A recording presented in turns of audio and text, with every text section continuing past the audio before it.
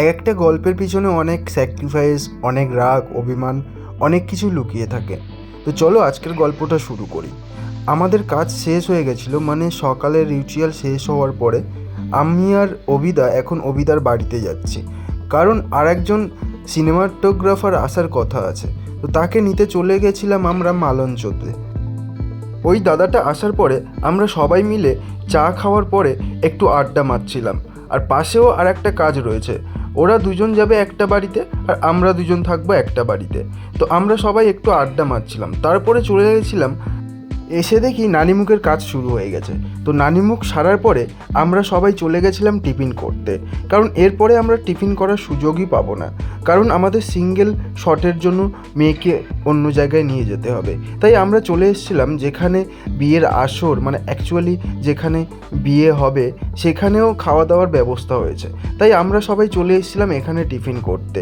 তো ফাটাফাট এখানে টিফিন সেরে আমরা চলে গেছিলাম আবার ওই বাড়িতে, মানে মেয়ের বাড়িতে।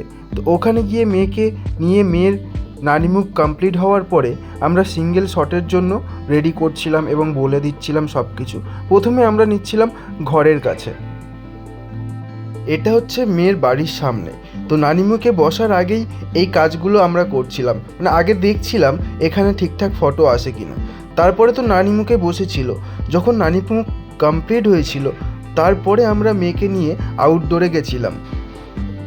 নানিমুখের সময় ছেলে বা মেয়ের কমই কাজ থাকে, এমন কিছু কাজ থাকে না, সময় লাগে 15 থেকে 20 মিনিট।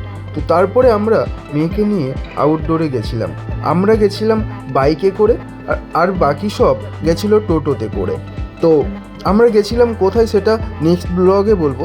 আপাতত তোমরা জেনে রাখো আমরা গেছিলাম একটা বাড়িতে, যেখানে সামনে এক বিশাল বাগান রয়েছে।